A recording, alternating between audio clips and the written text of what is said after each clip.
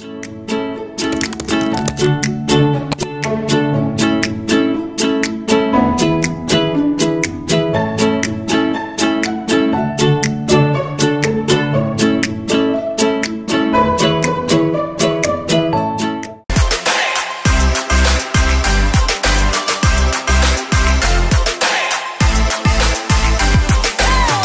few moments later.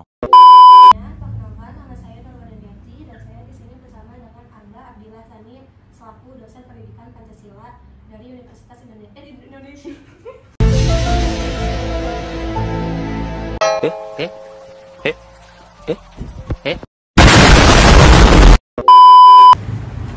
Halo guys, selamat datang di channel si Abah.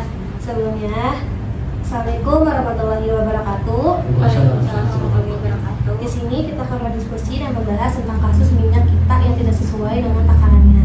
Sebelumnya, perkenalkan, nama saya Nurul Daniati dan di sini saya bersama dengan dosen saya bernama Akbar Abdillah Sani, yaitu dosen pendidikan Pancasila dari Universitas Islam Syed Yusuf. Baik, Abah, di sini akan saya membahas tentang yang baru-baru keluar ini, terungkap kasus kecurangan dalam takaran minyak kita. Nah, sebelumnya ada modus kecurangan oleh PT Eka Global Asia AIGA. Di sini ada pengurangan takaran kemasan minyak kita yang seharusnya 1 liter ternyata dikurangkan dengan 700 sampai 800 ml. Dan ada juga penyalahgunaan lisensi. PT AIGA memberikan lisensi merek minyak kita kepada 2 pabrik yang tidak tahu itu terdaftar dan tidak terdaftar. Baik, saya akan melanjutkan kepada siapa yang menjelaskannya. Baik, di sini saya akan menjelaskan tentang penggebrakan di PT AIGA, yaitu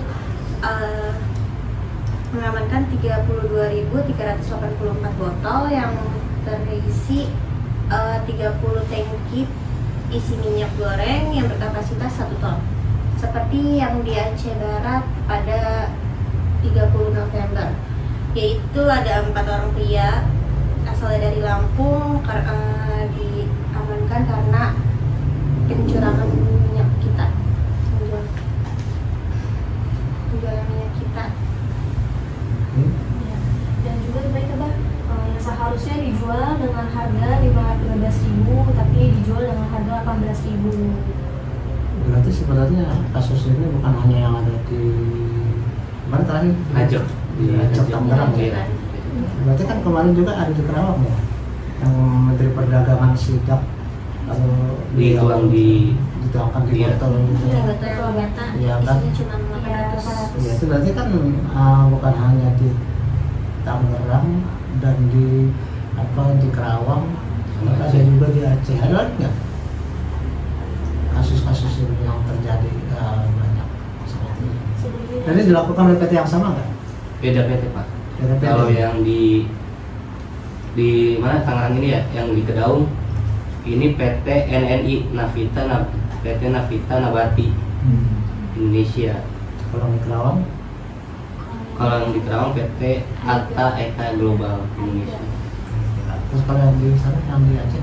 Sama, Pak. Aceh sama, cuman dia Sama di yang tahun mana? 2023. Sama dengan mana? Sama dengan AIGA. AIGA juga. Karena AIGA kayak apa ya, dia punya pabrik yang beda tapi tidak terdaftar. Ada 2 yang tidak terdaftar. Kalau pabrik yang tidak terdaftar ya Untuk setiap pengurangannya itu berapa sih selisihnya? Misalnya dari misalnya 1 liter ya, jadi cuma 700 ml, 750. itu berapa harganya itu yang 200 selisihnya? Kalau dihitung-hitung berapa ribu rupiah? 15.700. Itu kan kalau 1 botol tuh liter. Iya. Nah, kalau yang cuma ini yang dikurangi itu Sekitar 13.000. 13.000, enggak dong. Enggak gini, yang selisihnya aja, yang dikuranginnya aja, yang dipotong itu berapa harganya? Yang cuma 2 liter itu, yang cuma 250 ml itu berapa? Nah itu maksudnya dikali sekian jadi berapa gitu kan? Ya kan? Ini 1.500 nih. 1.500 dikali berapa banyaknya? 32.000 botol lebih kan. yang baru terungkap. Terus berapa kerugian konsumen atau keuntungan hasil kecurangan itu berapa yang terungkap? Di Tangerang berapa itu? Di Tangerang Ada nggak datanya? kemarin belum ada datanya, cuman baru terdapat yang banyak kasusnya doang karena viral di TikTok itu. Oke, sebaiknya kita kalau bicara harus ada datanya, nggak apa-apa kayak kalian lihat TV ini ya. Nah, kita jangan dianggap hoax gitu. Ya, misalnya kamu cari kerugian konsumen akibat kecurangan di Tangerang, terus kemudian di Karawang, dan ya cari yang di Aceh. Nah dari situ kita jadi kalau kita bicaranya itu fakta, memang ada beritanya, kita nggak usah takut. Tapi kalau misalnya kita mau ada nanti kena ini dianggap nyebarin hoax, ya kan? Baru itu nanti akan kita lihat kenapa sih itu bisa terjadi gitu loh. Apakah karena kalau nafsu serakah mah pastilah, ya kan? Itu kan akibat karena pengen meningkatkan keuntungan secara ilegal, itu pasti itu. Tapi kan kalau kita kembali ke Bang Napi, pastinya kan Bang Napi di SCTI, kejahatan itu tidak hanya muncul dari keinginan, tapi juga ada kesempatan, ya kan? Berarti para pelaku minyak kita ini ada keinginan untuk mencurangi, is okay. Tapi kan ada kesempatan. Kenapa itu bisa terjadi? Nah kesempatan ini kita coba cari, kenapa kok bisa muncul kesempatan. Oke, berapa itu di Aceh kerugian? Atau keuntungan kamu yang cari? Iya, di Aceh itu sebanyak 87 liter. Wah, dikit amat, 87 liter, 87 miliar atau apa, berapa gitu loh nilainya? Nominal harganya, kerugian nominal harga. Pokoknya keuntungan ilegal yang berhasil mereka dapatkan dari cara menipu itu berapa? 30 miliar, benar? Iya. Ada di situ 30 miliar. Kamu lihatnya dari sumber apa? Berita apa? Tribun atau apa gitu loh? Dari sumber Tribarat News. Tribarat News. Oke. Terus kalau yang di Karawang gimana? Karawang berapa nilainya? Oh, Karawang belum nyari. Ini ada di Tangerang, Pak. Tangerang di Detik News dibilang PTN ini meraup untung 45 juta tiap bulan. Tiap bulan. Itu kejahatan dari kapan sih? Udah dari lama katanya, Pak. Lama tahun sebelum kejahatan. Namanya kapan dong? Jadi yang di Tangerang juga itu cabang dari PT Arta Eka Global Asia, cuman beda nama, Pak. Iya, pasti mungkin anak perusahaan ya. Iya. Harus kita bisa lihat kerugian itu sekian itu 1 tahun dan mereka sudah beroperasi berapa lama, kan bisa ditaksir berarti kan kayak di PLN, bukan PLN, kayak di Pertamina lah, 1 tahunnya diperkirakan 193 triliun, maka untuk masa dari 2018 sampai sekarang sekitar 1000 triliun kan gitu kira-kira tuh. Iya kayak gini juga modelnya. Jadi kalau kita ngomong berdasarkan data, yang nonton juga enak, kita nggak apa omong-omong, nggak harus berdasarkan data. Tangerang tadi berapa? Tangerang tadi berapa? 45 juta per bulan. Per bulan, per tahun aja berapa itu?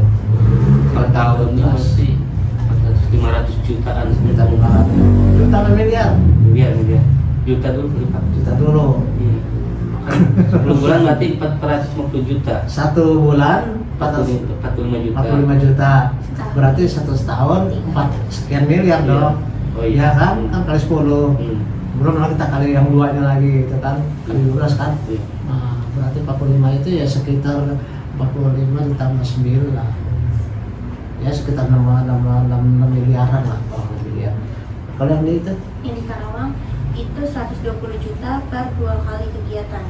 Kayak 60 juta tuh setiap kali pengisian juga. Pengisian itu setiap kali berapa lama? 2 kali.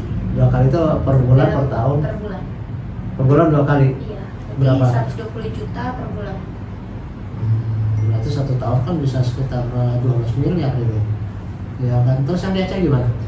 Yang di Aceh 30 miliar itu dalam waktu 2 tahun. 2 tahun? Kok bisa ketahuan tuh? Gimana itu? Kok bisa ketahuan yang di Aceh kan dari berapa? 2023. 2023. Oke, kembali semuanya deh. kasus ini kok bisa kebongkar? Apa penyebabnya? Triggernya apa sih kok bisa ketahuan sama masyarakat? Ada di salah satu pengguna TikTok, Mbak, namanya @mimpijuang, upload itu penontonnya udah sampai 1,5 juta views. Dia di videonya itu dia sedang menuangkan di kayak di teko tapi ada miliarnya itu, Mbak. Pas dituangkan, ya ada alat ukurnya. Dituangkan ternyata 750 mili, Mbak. Nah di situ mulai rame tuh, terus langsung viral tuh ya. Langsung viral. Terus Pak Budi Santoso aja Mendak aja menanggapi bahwa itu video lama, tapi di TikToknya itu baru sekitar 2 minggu atau semingguan yang lalu gitu, viralnya kemarin. Nah di situ mulai ramai sampai sekarang waktu. Jadi semua dari awal mula di TikTok itu baru tuh yang di Tangerang itu keungkap, Bah, mulai naik beritanya gitu. Sekarang yang keungkap di Tangerang sama di Jawa Barat itu di Kerawang itu ya. Oke, kembali saya kepada pertanyaan tadi. Suatu kejahatan kalau menurut Bang Napi, masih ingat nggak kamu? Nggak pernah ngalamin di RCTI? Pernah nggak? Kalau masih terlalu kecil kan? Kurang tahu Bang. Betul ya? Nggak pernah nonton TV ya? Artinya jarang nonton TV, paling nonton sinetron kali. Iya, saya jarang nonton TV. Permanensiun nonton jawab. Nggak punya TV soalnya. Kamu? Iya nggak? Pernah nonton TV nggak Bang Napi dulu? Nggak pernah juga? Aduh, itu berarti udah lewat banget ya. Tobi, tahu kan kali ya? Nah, dulu ada satu acara yang membahas tentang kejahatan, di mana yang hostnya itu berkostum seperti narapidana. Ya, kemudian dia ada di dalam sel. Ya. Sebagai penutup dia biasanya bilang kejahatan itu tidak hanya muncul dari kemauan, tapi juga ada kesempatan. Nah, kalau kita ini kan sebenarnya pasti kemauan, di mana-mana yang namanya manusia itu pasti maunya kaya raya dengan cara yang paling gampang, nggak peduli itu nipu, nggak peduli itu curang dan sebagainya. Tapi kan yang dipertanyakan, kok bisa ada kesempatan? Nah, kenapa bisa ada kesempatan itu? Kok bisa sih dia berlaku curang? Kenapa Bang? Kesempatannya apa kira-kira menurut kamu? Ayo, ini ya. Orang bisa maling, pertama mungkin karena rumah itu kosong, pemiliknya lagi pulang kampung, ya kan? Kedua, tidak ada siskamling sehingga tidak ada pengawasan, ya kan? Ketiga, katakanlah dia punya rumah itu, dia punya kuncinya nggak canggih jadi gampang dibobol, ya kan? Keempat, pada waktu itu kondisi memungkinkan, kenapa? Ya mungkin tengah malam, gelap dan sebagainya, sehingga terjadilah kasus ya, pembangunan rumah itu. Berarti kan ada kondisi-kondisi yang menyebabkan dia berhasil melakukan kejahatan, gitu kan? Nah sekarang menurut kamu kalau minyak kita ini kenapa kok bisa terjadi penipuan dengan cara mengurangi takaran seperti itu? Kenapa? Tapi kan seharusnya minyak kita itu tidak bisa ada kesempatan karena kan minyak kita ada dalam pengawasan pemerintah, Bang. Tentu, justru di situ yang dia pertanyaan, apakah benar dilakukan pengawasan yang ketat oleh pemerintah? Siapa tahu justru pemerintah dalam hal ini ya tidak melakukan pengawasan ketat sehingga mereka tuh mumpung nih meleng nih, gitu kan? Bagusnya ini. Karena apa? Mungkin pengawasan dari pemerintah pada saat itu kendor, ya kan? Ya, terus kemudian apa lagi yang bisa menjadi sekarang begini ya, bukan kita terlalu naif. Pemerintah itu kan nggak mungkin juga lah melototin terus setiap saat, ya kan? Yang dibutuhkan sebenarnya kan kejujuran dari yang bersangkutan, ya kan, dari setiap pedagang, bahwa yang namanya kecurangan itu pada satu saat mungkin mendatangkan keuntungan, tapi kan nanti segera akan membuat dia jadi terlibat masalah hukum, kemudian kehilangan kepercayaan masyarakat, sehingga nanti juga nggak ada yang membeli lagi, kan gitu kan? Seharusnya dia mikir seperti itu, tapi karena nafsu serakah, maka yang dia jadikan patokan adalah ini pemerintah meleng kan ya. Begitu pemerintahnya meleng langsung hajar, sikat bleh gitu kan. Iya. Berarti dalam hal ini justru yang jadi pertanyaan kita, apakah pengawasan dalam hal ini meleng, dalam hal tidak lengah sehingga bisa terjadi seperti itu. Apalagi kira-kira penyebabnya? Penyebabnya ya seperti yang tadi PT AIGA itu membuat di luar pengawasan pemerintah ada 2 PT yang kayak distributornya dari AIGA yang tidak terdaftar. Ya itu juga bisa. Jadi ada perusahaan-perusahaan yang sudah tidak terdaftar sehingga pengawasannya bukan terabaikan, terlewatkan. Iya. Ya kan itu juga bisa. Jadi satu menjadi penyebab. kayak kecurangan pengurangan minyaknya tersebut. Oke, dari segi konsumen gimana kamu melihatnya? Sehingga terjadilah penipuan ini. Itu kan kurangnya pengawasan. Pengawasan kan oleh pemerintah. Kalau konsumen bisa juga konsumen, tapi kan jarang sekali konsumen itu biasanya percaya wah ini satu kemasannya isinya 1 liter gitu kan, 1 botol ataupun 1 kemasan plastik, yakin aja. Padahal mungkin ada yang iseng-iseng seperti tadi itu ya, iseng-iseng dia tuangin, atau dia mungkin lihatnya kayaknya curiga, tapi pasti orang itu punya sesuatu kasus yang menyebabkan dia menjadi terdorong untuk memperhatikan. Mungkin pernah lihat kayaknya waktu saya beli dulu Nggak segini.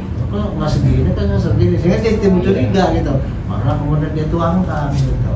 Yang jelas kalau dari segi konsumen, permintaan akan minyak kita itu mungkin banyak, cuma kalau permintaan sedikit ngapain kurangin, ya kan? Iya. Nggak ada keuntungannya, justru karena kalau konsumen itu sangat membutuhkan minyak kita sama minyak curah paling mahal mana sih? Minyak curah. Mahal minyak curah, berarti minyak kita lebih bagus, lebih murah. Lebih murah. Kualitasnya? Kualitasnya sama aja.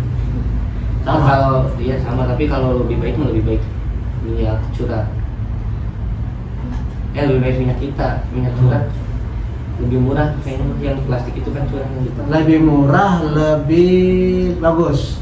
Lebih Iya. bagus karena udah terdeteksi dengan pengawasan pemerintah mungkin ya. Oke, depannya. Iya, depannya. Sementara kalau minyak curah itu kadang-kadang kan buat gorengan-gorengan kejaran tuh ya. Iya. Ya, itu kan bikin batuk ya. Kalau minyak kita bikin batuk nggak? Tergantung dari kitanya ya. Gimana? Kita minum atau gimana? Enggak, maksudnya mungkin kalau misalkan kita seringan makan yang berminyak. Oh enggak, penggunaan minyak kitanya itu sama nggak atau dipakai berulang-ulang gitu? Kenapa bisa jadi dipercaya? Yang lebih bagus karena kemasan terus karena terdaftar juga berarti dianggap diawasi ya. Iya. Ya, maka kemudian orang jadi percaya dan permintaan tinggi. Sebenarnya konsumsi minyak oleh konsumen berapa sih? Coba tanya kalau pemerintah. Tanya ChatGPT. Konsumsi minyak Di Indonesia. di Indonesia minyak goreng tentunya.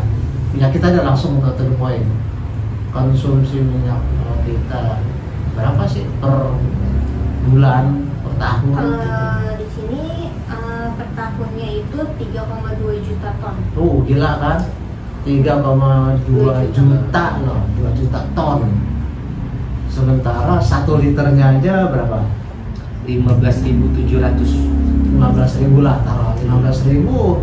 Kalau dikali sekian Itu juta masih- ton, gila-gilaan itu, triliunan itu bisa, ya. Makanya ini menjadi suatu hal yang sangat viral karena menyangkut kebutuhan orang banyak gitu. Coba tanya, minyak goreng itu termasuk kebutuhan strategis bukan? Bukan. Kebutuhan pokok strategis bukan?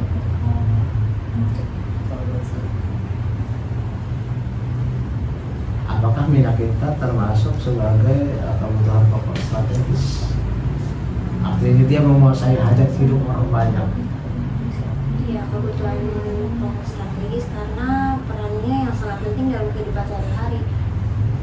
Oke, kembali kepada Undang-Undang Dasar 45 bahwa cabang-cabang produksi yang menguasai hajat hidup orang banyak itu dikuasai oleh negara, ya kan? Apa itu tidak sebaiknya yang ini apa yang menjalani selama ini itu swasta atau bagaimana sih? PT apa itu yang negara itu bagaimana atau swasta? Swasta.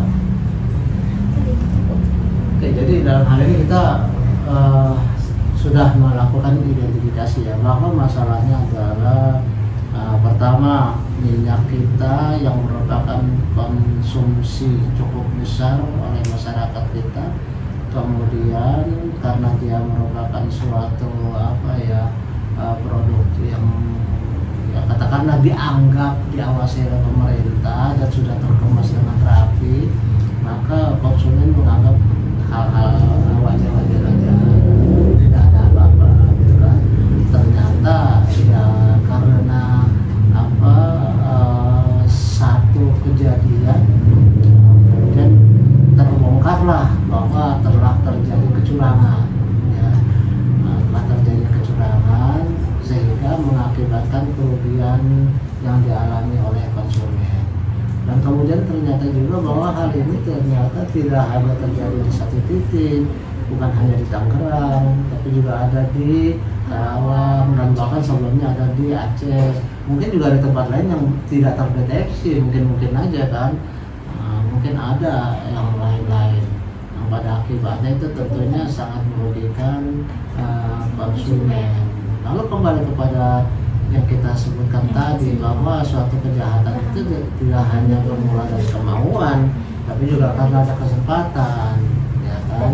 Jadi kita identifikasi masalahnya bahwa pertama ada kemauan terjelas ya para penjahat, sedangkan kesempatan itu ya itu tadi karena dianggapnya sudah di bawah pengawasan maka konsumen percaya, padahal ya ternyata pengawasannya kendor, ya kan. Terus yang kedua bahwa minyak kita itu konsumsinya sangat besar sehingga kemudian menjanjikan keuntungan yang sangat luar biasa. Ini yang menyebabkan para pelaku kejahatan ini menjadi bergairah untuk melakukan kejahatan. Itu identifikasi masalah yang mungkin kalau kita mau telusur akan banyak lagi. Nah dari situlah kemudian seperti kita inginkan bahwa ketika kita tahu masalah, kita identifikasi masalah, kita tahu penyebabnya dan sebagainya, akan lahirlah ide-ide bagaimana kita seharusnya menangani masalah itu. Tapi tidak akan menjadi perbincangan kita di topik berikutnya. Oke, saya kira untuk yang pertama ini bisa kita sudahi, silakan. Baik, selanjutnya kita akan kembali ke narasumber kedua. Terima kasih. Wassalamualaikum warahmatullahi wabarakatuh. Waalaikumsalam.